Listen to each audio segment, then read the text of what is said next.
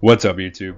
Today we're looking at the Open Great League once again, and the team we're taking a look at today is Empoleon, Spidops, and Altaria. Now, you're probably familiar with the Empoleon Altaria core, as it's been around in this meta for quite some time, and I actually used it to hit Legend earlier this season with an Amoonguss on the save swap. But today, we are looking at the brand new Spidops in the Open Great League, because look at what a positive matchup it has into the top meta Pokemon. It beats Galarian Corsola, Cradily, Gastrodon, Azumarill, Dusclops, Stunfisk, and Marowak, defeating the Mud Slappers, defeating the Ghost because it's a Shadow Claw user. I think it's just such an awesome Pokemon to run, and that's why I've paired it up as the safe swap on this team. It covers the fighting and ground weakness of your lead, so without further ado, let's hop into these battles. Heading into the first match, we've got Empoleon into Florges. Now, this is a fantastic lead. The opponent's going to throw one Fairy Wind and then pivot into a Corviknight. But that allows me to get to a Hydro Cannon before the opponent can get to an Air Cutter. Not that they would throw it here because that is resisted. But now, after I connect with that Hydro Cannon, they are in Flamethrower range. So I'm going to come in with the Altaria, double resist the sand attacks. They can go for a Payback here, but Payback is not even enough to two-shot the bulky Altaria, which means I can overfarm here. The opponent doesn't even farm out to a second Payback here. This is only enough for an Air Cutter, so I'll definitely just be letting this go. And now they're deep into the red. I'm at the back-to-back Sky Attacks and Sky Attack from this range, even though it is resisted, should be enough to knock out the Corviknight. The opponent commits a shield, however. They are going to go for yet another Air Cutter, but once again, Air Cutter is not going to be enough to knock out. I make it to yet another Sky Attack, and now is my opponent able to get that double resisted sand attack farm down? They're going to commit both shields in this matchup, and now back in comes Empoleon. Empoleon can survive one Payback here. Do I want to let this go, or do I want to put up a shield? I am just going to let this go. I don't even think they have enough energy for the Payback. We end up getting that full farm down, leaving with energy loaded. What does the opponent have in the back? They do not want to show me with a 2-shield advantage, so we are able to take that win.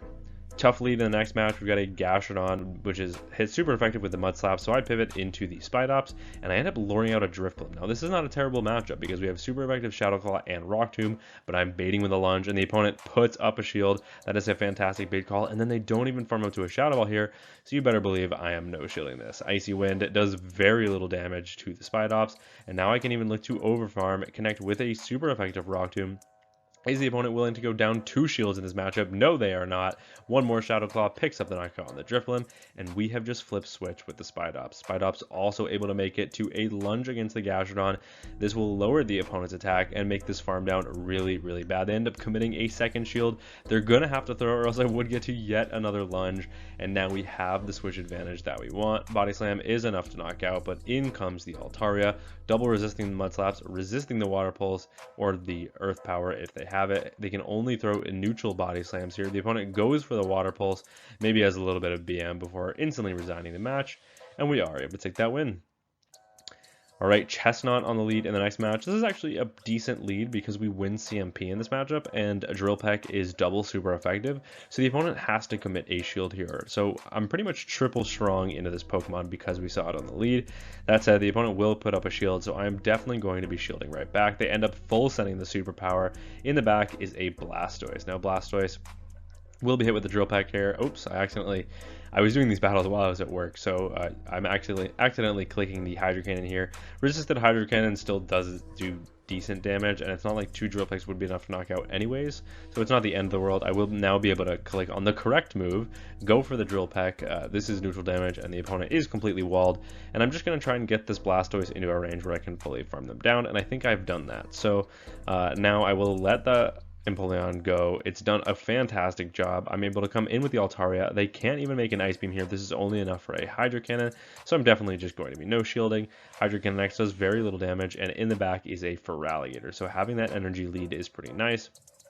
The opponent will get outpaced here. We make it to the Sky Attack. The opponent does put up that final shield, and now I'm going to trust in Spidops, so I will be no shielding this. If the opponent goes for a Hydro Cannon bait, that's not going to be enough to knock out. We make it to yet another Sky Attack, and Sky Attack from this range. Is it enough to knock out the Shadow Feraligatr? No, it is not. Feraligatr hangs on. They make it to yet another Hydro Cannon, but that is okay, because all that does is set up a farm down for the Spidops. So in comes Spidops. The opponent not going to let that happen. They're completely walled in this matchup.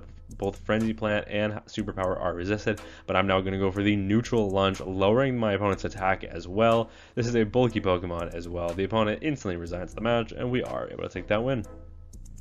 Another tough lead in the next match, we've got Empoleon into Marowak, so I'm going to be safe switching into the Spidops, and we end up lowering out a Togekiss. So I'm going to do the exact same thing. I'm going to build up to the Rock Tomb and bait with the lunge. The lunge, is it going to grab a shield here? No, the opponent makes a fantastic bait call, and that puts me instantly onto the back foot. However, the opponent overfarms like crazy. They allow me to get to another charge move, and here comes the Rock Tomb. It's super effective. They let that go. Maybe they were just unfamiliar with the moveset of the Spidops, and flipping switch there is absolutely massive. The opponent only farms up to a Bone Club here, which means I can actually hang on, make it to the lunge as well. This will do some pretty solid chip, and it will lower my opponent's attack. They are going to let that go. That puts them into the yellow health range, and now we have the alignment that we need. So in comes the Altaria. The opponent, upon seeing the Altaria, resigns the match, and we are able to take that win. Another tough lead in the next match, we've got Empoleon into the Gastrodon, so once again going to be safe switching into the Spidops, and once again luring out a Drifblim. However, this Drifblim is a Shadow Drifblim. Gonna play it out the exact same way, building up to the Rock Tomb, baiting with the lunge, and we end up grabbing that shield. This opponent, however, does farm up to the Shadow Ball. However, I think I can hang on, so I'm going to let this go. They bait with the Icy Wind, and now that lets me get to a Rock Tomb here. And if my opponent is unfamiliar with the count of Rock Tomb will be enough to knock out, and once again we flip switch and we grab a shield in the mid game, and they end up coming in with a Corviknight. Now Corviknight will be able to go for an air cutter here in order to pick up the knockout on the Spidops, but now in comes the Empoleon, and now in comes the Altaria to match the Gastrodon. I pretty much need Altaria to win me this game, but my opponent has no fast move pressure to be heard of, so I'm basically just going to be saving all of my shields and then just looking for a full Dragon Breath farm down after connecting with the Sky Attack. The opponent will end up letting that go. That puts them into the yellow health range. We're looking for the full farm down. No matter how many body slams they make it to, it will not be enough before I'm able to get that farm down, and as long as I leave with energy loaded for the Corviknight, this game is over, as sand attacks are also double resisted, so my opponent is completely screwed. They're going for back-to-back body slams. In comes the Corviknight. We already are at a Flamethrower here. Flamethrower will grab a shield from the opponent. Are they going to connect with a charge move? No, they're just going to commit to the farm down, but they're not going to get there before we make it to yet another Flamethrower. Flamethrower actually not enough to knock out, so in comes the Empoleon. I know I can live a payback here, and I'm tempted to call a bait, so I no-shield it. They end up going for the air cutter bait as well, and now that lets us to get to a Hydro Cannon to pick up the knockout on the Corviknight. And now once the Gastrodon comes back in, they're going to get fully resisted Metal Sound farm down, and we are able to take a win with a 2-shield flex. Another tough lead. We cannot catch a break with the leads in these matchups, so gonna safe switch into the Spidops and end up luring out a Talonflame. So once again, you might be like, oh, what a terrible matchup for the Spidops. But no, because these Incinerates are really not doing that much damage, because Spidops is a very bulky Pokemon, and now we can grab a shield with a Rock Tomb. And you know what? If I can grab one, you better believe I'm either going to flip switch or grab a second here. And while the opponent will be able to leave with a bunch of energy, they're going to leave debuffed, and I know I can absorb energy on my Altaria. The opponent is going to commit to that full farm down, and they are going to get it, but we've grabbed both shields, and their attack is 2 times lowered. So in comes the Altaria. Altaria looking to absorb this energy here. They go for the Fly.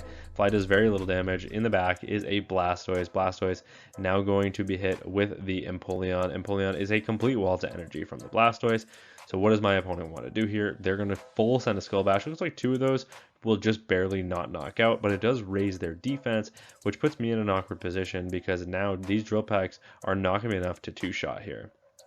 I will be able to make it to another Drill Peck before they make it to another Skull Bash, and my opponent recognizes this, so they will just fire off the Hydro Cannon, while Hydro Cannon is not enough to knock out. Backing up the Talonflame, but I react in time. I get to the Hydro Cannon, and Hydro Cannon will be knocking the Talonflame out of the sky, and backing comes the Primeape. Primeape is able to make it to a charge move here, but this is only enough for the Rage Fist, so I will definitely just be letting this go, and Rage Fist is not enough to knock out, because they have, I'm pretty sure, almost another charge move loaded on that Blastoise. I believe they're 1 off, so Sky Attack does pick up the knockout on the Primeape. There's the 1 rollout and the charge move. I know I can live this. I know I can't live this, so I will put up a shield, but now I'm able to get to the Sky Attack. The opponent resigns the match, and we are able to take that win. Into next match, another tough lead for the Empoleon. What is that? 5 lost leads in a row, but gonna safe switch into the Spidops, and the opponent is going to stay in this matchup to chip with a Rage Fist. Now this is kind of odd because counters are resisted. My Shadow Claws are super effective. Rage Fist does very little damage, and they have a complete wall to my energy in the back in Clodsire. Both Lunge and Rock Tomb are resisted, so this is a very tricky situation to be in. Of course, if my opponent saw a Psywave user on the lead, they'd be in a lot of trouble. But I have no Psywave speaker to speak of. And I'm able to make it to back-to-back Lunge, lowering my opponent's attack twice, and now they will look to pick up the knockout with the Stone Edge, and Stone Edge does just that. But now in comes Empoleon. Empoleon unable to make it to Hydro Cannon before they make it to the Earthquake, so I'm going to go for the catch onto the Altaria, where it is double resisted and double debuffed. The opponent not going to let me get the farm down. Instead, they come in with their Empoleon. I will now put up a shield, because I basically need to save all my health on my Altaria in order to win this game. I can now look to connect with a Flamethrower. This is a Shadow Empoleon, so Flamethrower will do big damage unless they put up a shield, and they do put up a shield.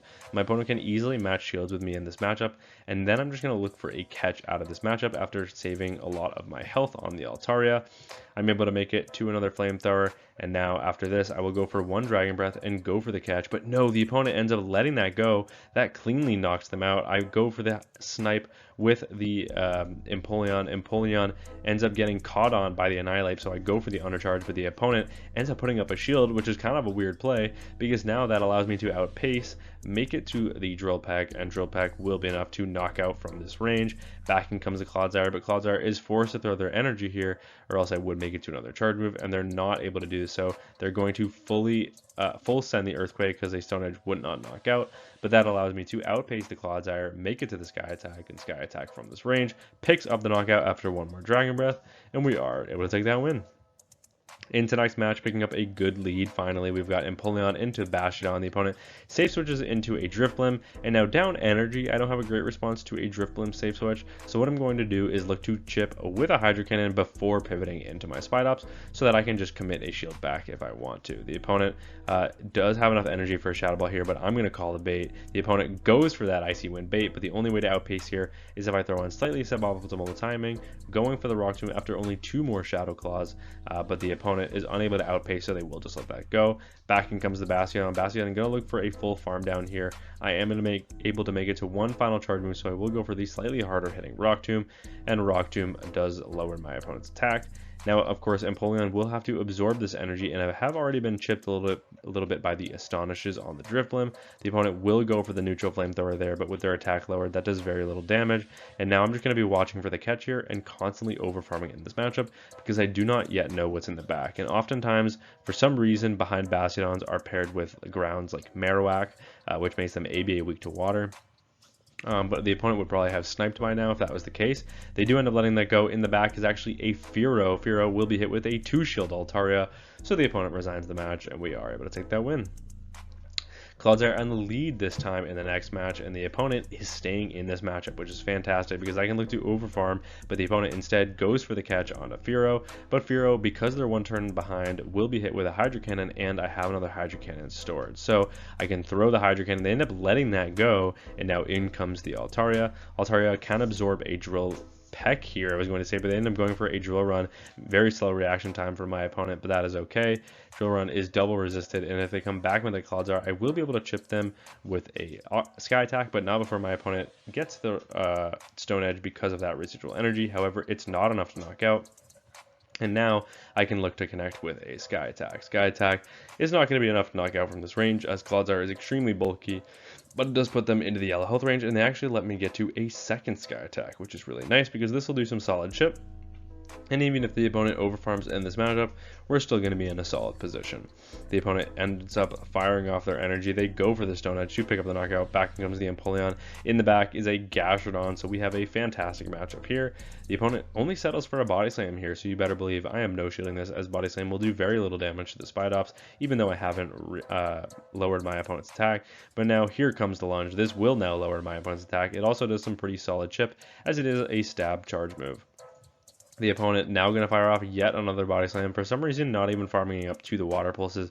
Maybe worried I would outpace, but that does allow me to get to yet another lunge, and lunge from this range. Is it enough to knock out the Gastrodon? No, they're going to commit a shield and then pivot back into the Clodsire. I end up trying to throw on the Stampede Tag, but I was actually one turn behind, so I do have to commit a shield here, but after I commit a shield, I can actually look for a full Metal Sound farm down, coming out with back-to-back charge moves loaded, and with a shield in play, this game is unlosable.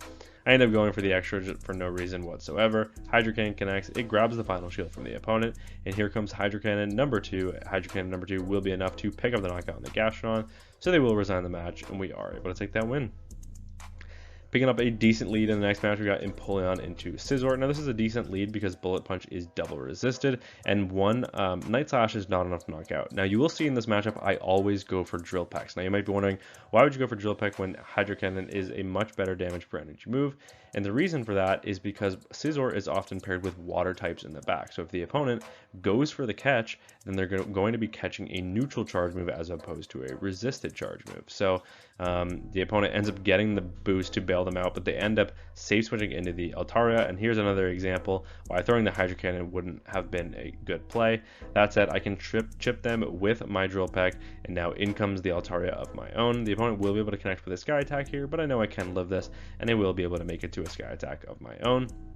I'm looking for the over farm. Now that I've put them into the red health range, I'm not going to let them get to a second charge move, so I will look to pick up the knockout with my Sky Attack. Sky Attack does take them out, and in the back is a Furret, so I'm going to look to over farm a little bit here and go for another Sky Attack. If the opponent wants to not take another charge move, they're going to have to throw energy, but instead I decide to snipe with the Empoleon, trying to grab that final shield from the opponent, and we do just that, which is huge.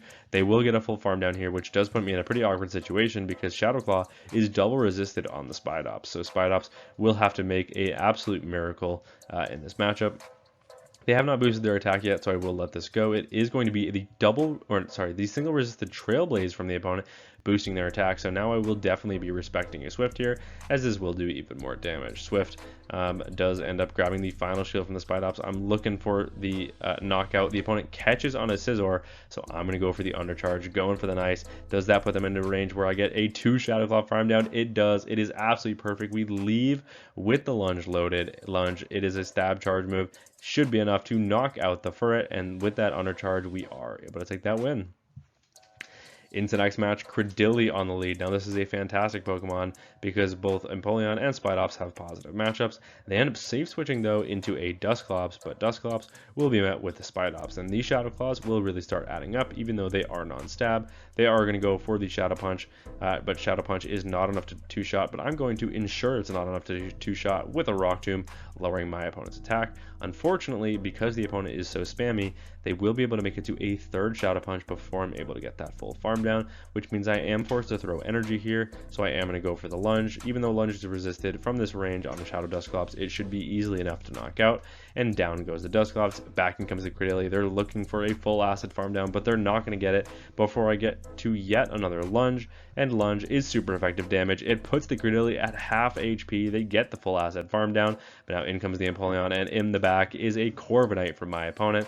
The opponent will have a slight pacing advantage here just because they switched a little bit earlier. So I'm actually going to commit a shield on the payback, expecting my opponent not to bait, but I'm going to go for the bait, going for the Sky Attack here. Does the opponent respect it with the shield? They do, and that is absolutely massive. I would have been able to outpace either way, as Altaria's pacing is slightly quicker than the Corviknight, but I want to ensure it with a Sky Attack bait. That does let me get to the super effective Flamethrower. The opponent snipes with the Credilli, but that is okay because I know I can live this, and I can come back in with the Empoleon, and Empoleon can just look for a full Metal Sound farm down. Unfortunately, the opponent will make it to another charge move, so I'm forced to throw energy here. I am still worried about a payback from that Corviknight, so I'm actually going to let the Grass Knot go through here, as I think a payback would do more damage than a Grass Knot. Grass Knot does put us into the yellow health range, but we're going to get that full farm down, leave with a charge move loaded for the Corviknight, which means the opponent resigns the match, and we are able to take that win.